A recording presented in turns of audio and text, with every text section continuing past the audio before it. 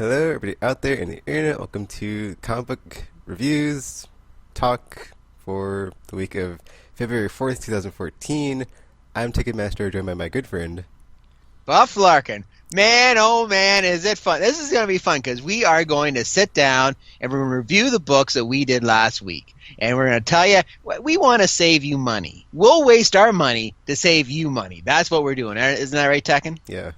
Absolutely. And then one day, you out there will save me money. That's how I'm paying it forward. This is my pay forward initiative. The pain that I have to go through, and trust me, this week there's been a lot of pain that I've had to go through for you people to try you not to buy this stuff, and now we're going to get you there. But there is some gems. There's some gems that you might out there might not have missed, so we're going to tell you all about them. Okay, so the first book I'm going to review is Saga number 18. And I would say if you haven't read any of the issues and you're new to the series, just to, not get this one because it's a wrap-up of a lot of the stuff that's been going on. But if you've been reading it, it's totally... I'm sure I didn't even have to, recommend it because it's just so, in the forefront of your mind of oh, new Saga issue. And man, let me tell you, was it a payoff? It was totally, just fantastic, incredible. I know we talked about it last week or whatever. I'm going to gush about it some more because that's how good it was. Because Absolutely. You go in and you're like, oh man, last issue, something happened. Is anything crazy like that gonna happen? And then we get some of our favorite characters step up and be like, Isabella, be all, oh yeah, my ghost powers, they still work, and I can do this to Lion Cat. It's like, oh, Lion Cat, what's up with that? And that's great. See, exactly. I'll say, well, you get that idea of what the cat is, right? You think, oh, that cat's pretty damn big cat, big deal, and then all of a sudden you find out he's the runt of the litter. Yeah. There's even big cats and all that, and he's like, lying. No, she wasn't lying, was she? Oh no, he just carried off like he should have a patch. That cat should have a patch on his eye now. That's what I think. That'd be even cooler. What's even cooler than a lion cat? A lion cat with a patch over his eye. There you go. But no, it's like they took care of business. What had to get done got done. People fell. People got killed. People took a leap. And I tell you this much, that Marco guy, he's got to get banged like every issue. I'm saying that because he says all the cool lines, man. He says lines that you and I should be going out there. Well, I'm married, so I shouldn't be saying. But you out there. Yeah, we push up. How'd you know I could fly? You can do anything. Yeah, that was great. Yeah, he's getting some. He's getting some after the story's over. I'll tell you that much. Bang. A winner every time. That's what I'm telling you.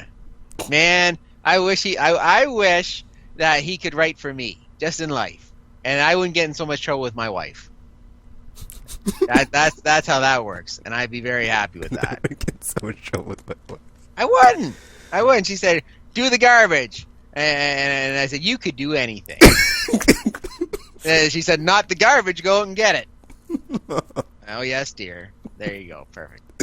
Absolutely, and this is great. It's the end of the first little volume. Maybe it's the end of volume 2, really, because they had that little break there, and then they threw in some more stories right here. So it's a great way to end it. Now we have the big spoiler at the end, and now we're into that next stage. It's going to be very exciting, and we're on that train again. Yeah, and it's cool because it's like there's an anticipation of it shows something at the end of oh, this happens, and now you're like, okay, in the time between what we saw as the end and then what we saw as the final panel, it's like, what's happened? Has anybody recovered to maybe go after our heroes again, or is there new people that are chasing them, or who knows? We have to wait until the next issue, which is going to be a long time, or not a long time, but it'll be a while since they're taking a break because they do 6 issues and it's like a break and 6 issues break, so we'll see. But the lighthouse finale was great, and then the whole reporters being like, oh, well, we should probably stop covering the story. Let's go do something else. That was nice to see them.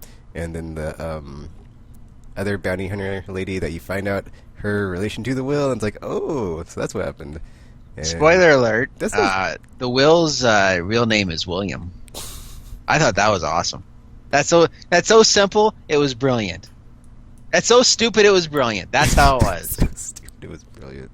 That's right. Oh, it was. I love that. But I feel bad for Marco's mom because first she lost her husband in this go around, then she was getting all chummy with the author, and then he took it in the neck or in the eyeball. It's like, man, she ain't getting no breaks at all. Where does a widow get some banging action? Well, Apparently not in Saga. They all die around her. I was gonna say she kind of deserves it because she's kind of a jerk to. No, the thing is, that's the whole part of the species, is that it seems like the man is like the healer, while the female is the warrior type. Because Marco's just like his dad, so I'm thinking that's kind of like the whole thing. And thing is, then you look at Gwen, and she's the old fighting woman, right? So I think it's the whole gender switch. Yeah, that makes sense. You know, because that's why she's tough. She's the fighter of the females are the fighters, and the men are the healers, and the guys who get banged a lot, apparently. And they all have horns, even if they're not cow Hey, why horns. not? Exactly. Nothing wrong with They that. have ram horns or antler horns. Or Exactly. other horns. Yep. Length doesn't matter. Just like the wings have different wings. That's right. And they work. That's even better now. That's yay, spoiler. Oh yeah, Wings that work. was cool. There you go. Excellent. So you recommend Saga, of course. Yep, highly recommended. Highly recommend it. And of course that was my on my side I do something called The Good, the Bad, and the Ugly. And the good actually was Saga. It was the best book of the week. So therefore, since you stole it from me, Tekken, I will go and do my runner-up for good of the week, and it was Thor, the God of Thunder by Jason Aaron's. Oh my! You know, I enjoyed when Thor first started out and was doing the whole 3 different Thor kind of things, and then it came to okay, the movie's coming out, we have to tie in the Dark Elves, and that kind of got all bleh. And then now we had this lovely one-issue story of young Thor partying up with a dragon. Who's just, and it was the kind of mirror thing, because there's Odin dealing with his rebellious son Thor, who wants to go out and party, and hey, I'm a god, and let's bang 6 chicks. And then we have the dragon, who's going home drunk and all that, to his father, who says, you gotta smarten up, live your life the way. It's a nice mirror, and in the end, it was very nice, a very good one-issue story. The artwork was fantastic. This is a book I recommend you check out. If you like Thor, and trust me, we talked about Uncanny Avengers last week, how awesome Thor is, this is another aspect of Thor we should be checking out.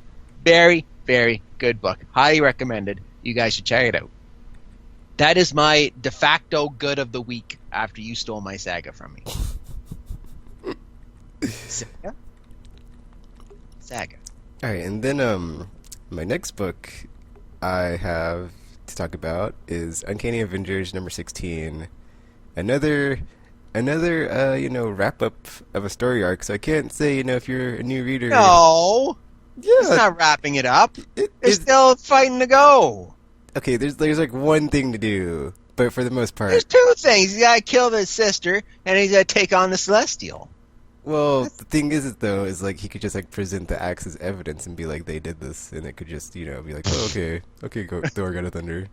But that would be that. See, that's the thing. See, I was thinking that was gonna happen this issue, where like he would take the axe, or I guess not this issue. I guess now after like a year's worth of time of reading comics, you're like, no, not everything happens in one issue.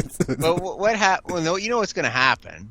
You know what does he have in his hand? A god killer. Yeah. So what's going to happen? He's gonna kill the Celestial. That's right. Celestial's not going to listen. The last thing, so therefore, he's going to have himself the mightiest weapon on all time. That's what's going to happen. But then, like, wouldn't that be some sort of wouldn't there have to be some sort of consequence if he kills the executioner of planets, to where planets cannot be killed? Exactly. So therefore, yes, because then the Celestial will be, I want to come after you. But then he's got. It's kind of like the Ultimate Nullifier in the Fantastic Four. It's kind of like, we can't. If things get bad, we have the Ultimate Nullifier that keeps Galactus away from Earth. Well, this is the same kind of thing. Now they have 2 Ultimate Nullifiers now. Except one wipes out the universe, the other one will kill off anything that moves. Give it a good whack, they're gone. But that's my guess on what's going to happen. I would say the one thing I didn't like about this issue, well, I guess it wasn't. Actually, no, never mind. There wasn't. That was. It seemed like someone died, but they didn't die, so never mind. Because I thought, that was kind of lame. They used the classic, let me trick you into pushing the button, and I push the button, and I'm over here, and you're over there, and you get sucked into space. Fooled you. Fooled you. Spoiler. But there was a great...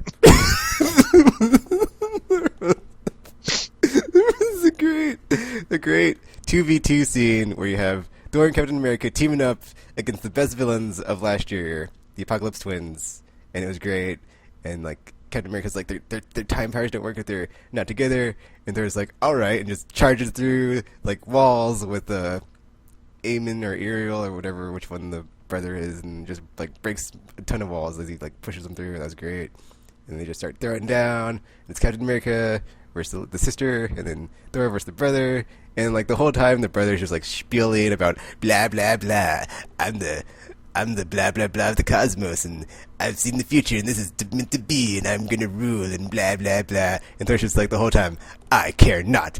Boom boom boom boom boom, and just like smacking him with the hammer and just beating him down. It's great. It's delicious. I was like, oh, Thor, you're the man. You're the man. Exactly. But they're not the best bad guys of last year. I don't know about. Well, says you. I'm gonna say, you know who it is? Is Jackass and Hoochie from the frickin' Forever Evil. It's the fast one, and it's Johnny Quick or whatever he is, and that Atomica. Though, see, your bad guys have to be somebody you want to slap the living frickin' taste out of, and those two jackasses I want to see dead. I don't like the positive. They're great. I want to see them come back. Like that's a good villain too. Like Doctor Doom. Hey, we like Doc Doom. Hey, we like Magneto. We don't like Cyclops, but we like these two. The Fox, they're a good threat. You know what I'm saying? But those other two on Forever Evil, Jackass and Hoochie Girl, we want them dead. I don't like them. I hate them. I want them dead, and that's what makes the perfect villain. And Jeff Johns is working it, so that therefore you just hate them. I hate them. I don't hate comic book villains. I hate these ones. I want them dead. Those are the two best ones of last year. I guess you have a point. Because it was like a total, stab in the back by Atomica. And she's like, oh, I did that to Superman. It's like, oh, so, that was crazy. Hoochie! Exactly. You got that right, girl. Anyways, but that's good. So that's your so since we're doing some good ones, I'll throw a surprise one that I thoroughly enjoyed. And it was Thunderbolts. The Thunderbolts issue from last week, fantastic. Their boys are down in hell dealing with all the crap, and it was fantastic. Johnny Blaze as Ghost Rider, fantastic. Had a nice, best dialogue I've read in a while with just Venom. Venom and Ghost Rider just talking and yapping about, how life is. And how he came to be, and how it's hilarious. They talk about Daredevil and how Johnny Blaze turns out and says, "I hate Daredevil. That should be my name. I'm the stunt guy. I should be called Daredevil. I bet that other guy's just an accountant or something." Best line. Charles Soule has taken this team just fantastic. As much as this is stupid and so far out of the depths of what Thunderbolts would be, it's a fun ride. And then you had Punisher and Elektra doing their thing on the outskirts, dealing with Mercy, and then we got the boys down hell writing up contracts, and of course you have the leader there throwing his 2 cents, trying to outwit the devil, and the devil trying to wit him. Beautiful, great issue. It was a fun read. You should pick it up if you like the Thunderbolts. If you like what they're doing, and you've walked away for a bit, come back, check this one out. You'll like it. That's another good. All right, and then the third book I read was... Probably has an X in it. Yep, it sure does. Ding! Is the lovely wrap-up to the final issue of Uncanny X-Force. And it was great. It's the Vendetta story arc that they're wrapping, where Bishop has come back, and then Hope and Cable get wind of this, and they take their X-Force team. Well, they don't really take their X-Force team, but Hope goes off to kill him. Cable follows Hope, and then the rest of his team is like, oh no, let's go get him. And then it's like Uncanny X-Force's team is like, hey, why are you guys beating up Bishop? Or hey, how'd you guys find out he was back? Oh no, this is something's gonna happen. And so we pick up, and Hope has stabbed Bishop with the scimitar. This is the first panel, so it's not a spoiler. It's the first page, and you're like, what the f? Because at the last issue, Strife was all giving her a deal, you could go this way or go this way. It was really cool what happened. It felt very Episode 6 Star Wars Return of the Jedi, when it's Luke is there and Darth Vader's there and the Emperor's there, and the whole time Strife is kill him, Hope, do it, continue your ascension to the dark side, blah blah blah. And then there's a force field, and Cable's there watching, and he's like, no, Hope, don't do it, I don't want you to become part of my my baggage from all the bad things I've done. Ah, and it was great. It was great. It was delicious. And then there's like a team up of the X Forces, and they come together as one, and they're like, we're gonna stop fighting, and we're a team now. We're going back to get our people from Strife. And it's beautiful because it's like, okay, it's like they're going into the fight, and then like, they're all prepping because they're like, okay, dudes, Omega level mutant. He's got super crazy telekinesis, telepathic stuff going down. We got to be on our game, and then it's just a crazy throwdown, and just everything's going crazy. And at the end of the day, the dust settles, and then X-Force has become like one. Cable and his X-Force, and then the Uncanny X-Force, and it's like, oh man, that was great. And then, you have Storm and Psylocke at a bar, like, or no, I guess not at a bar, but like there's a bar in the room. Why not? Because they're all like sitting around drinking after the victory, and then... That's the best kind of room to have. Oh, the bar. And then, Storm's all like, well, at the beginning of this, Elizabeth, you're all like, X-Force is dead, I killed it, but it seems to have multiplied, and then come together, and it was great. And then Psylocke's like, well, so you're saying you can't stay with me? And then Storm's like, no, I gotta go back to the school. And then Storm's like, you want to come back? And then she's like, no, I'm sorry, I still can't come back. So it's like, Psylocke's still off on her own thing with X-Force doing her thing, and then Storm's gonna go back to junior school.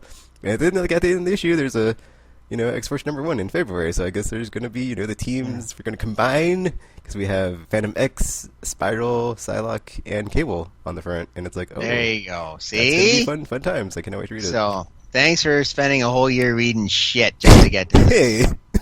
I'm just saying. Well, what did we learn in this whole year, then? That Strife is still out there, and plotting against Cable. There you go. That was worth it. All right. Well, let's talk about something else then. That doesn't have an X in it. It's the Earth. I'll give it. It's another good one. I'll give this one a good one. It is the Earth 2 annual with the secret origin of the new Batman. And you know what, Tekken? The best thing about what's better than Batman? Nothing. Forget you. You're wrong. It's a drugged up Batman. Guy's on the dope. That's the best kind of Batman, and I don't want to play spoilers because this one is. I guess the only thing that's better than Batman is X-Men. So yeah. Not a drugged up X-Men. You go, no way. Doped up Batman is the best. And so basically they've spent this whole last 6 issues in the regular series of Earth 2 dealing with this Batman who's just kicking butt and taking names. And now we get to the secret origin. I'm not going to spoil it for you.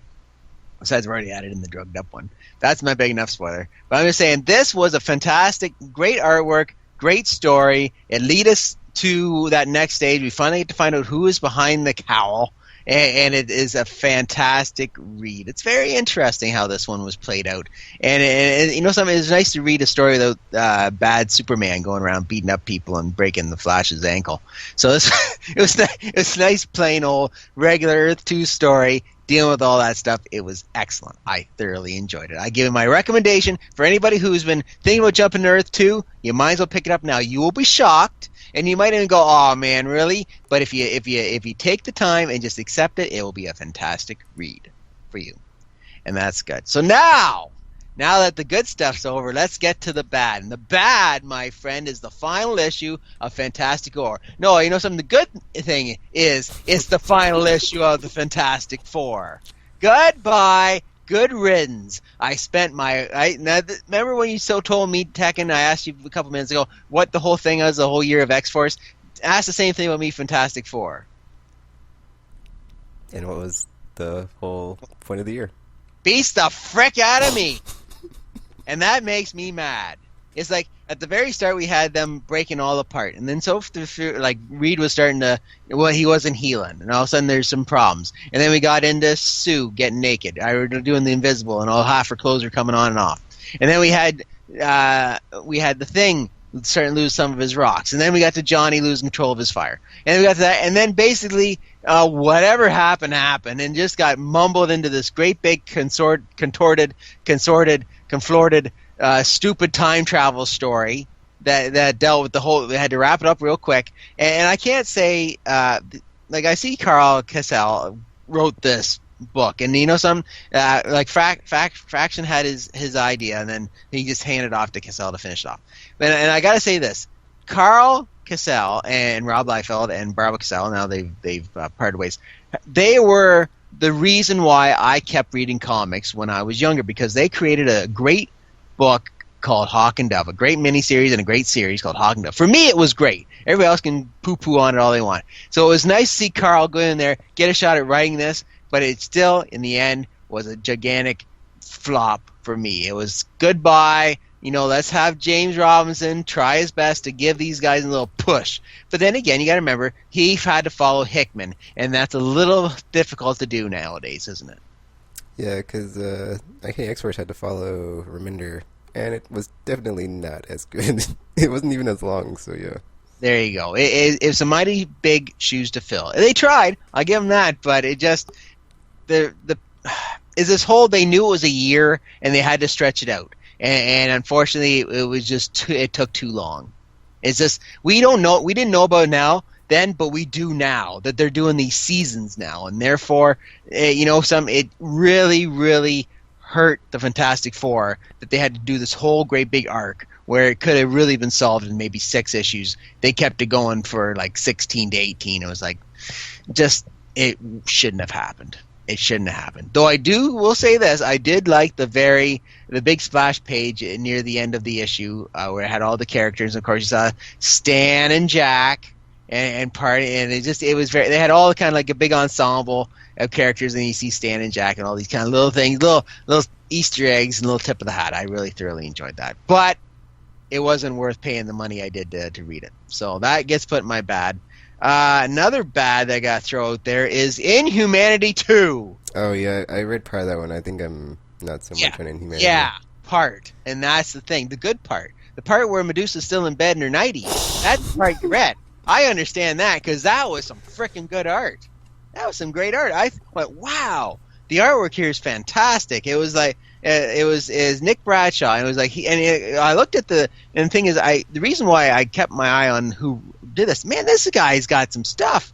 And then as we progressed past like page 6, it was kind of like it looked like there was it still gave Mr. Bradshaw some credit on what his artwork, but it didn't look like his art. Of course, they changed the inkers. If you ever want to know how important an inker is to a comic book, just look at this issue as an example, because there's like 4 different inkers and 4 different kind of styles. I swear to God, Guy Davis did one of the pages. It looked just like him, but it apparently wasn't, because I flipped back to page 1 to see if Guy Davis was doing some helping the guy finish off the book or something, and it wasn't. So basically, the whole change in the artwork just really dropped the book for me. It made the further I went into especially from issue 1, which was so great. Exactly. Who's taking the jump this issue? Nobody. I was almost ready to take the jump this issue. That's how bad it was.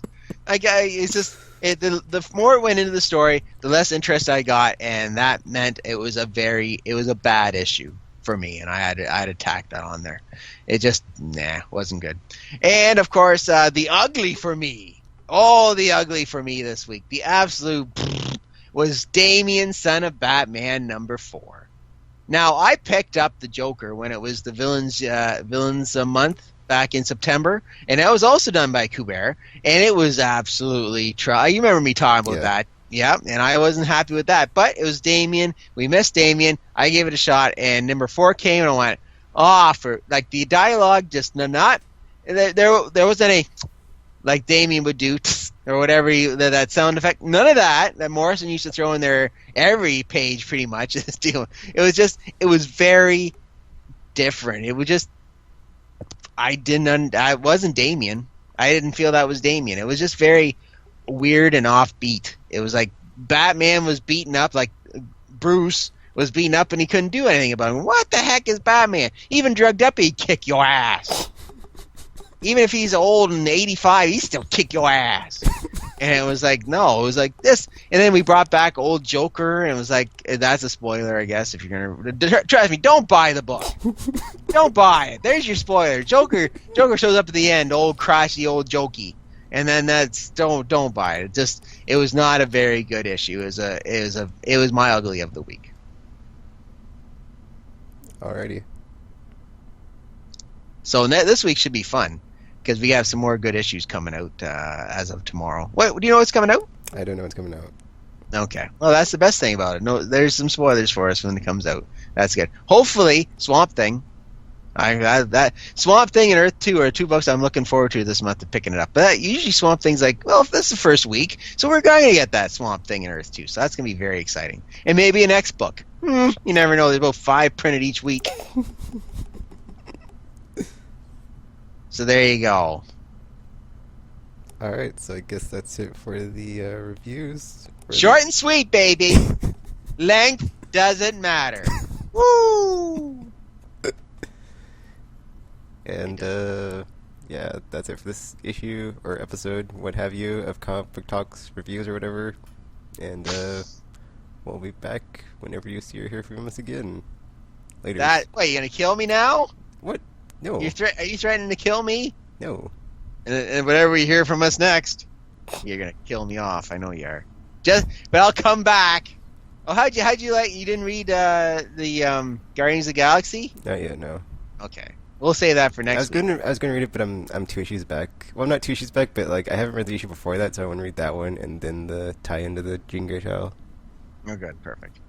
And she's still innocent. That's all I'm saying. All right, thank you very much for listening, as always, everybody, and hopefully we get to do this next week, depending if there's 5 feet of snow in front of Tekken's door.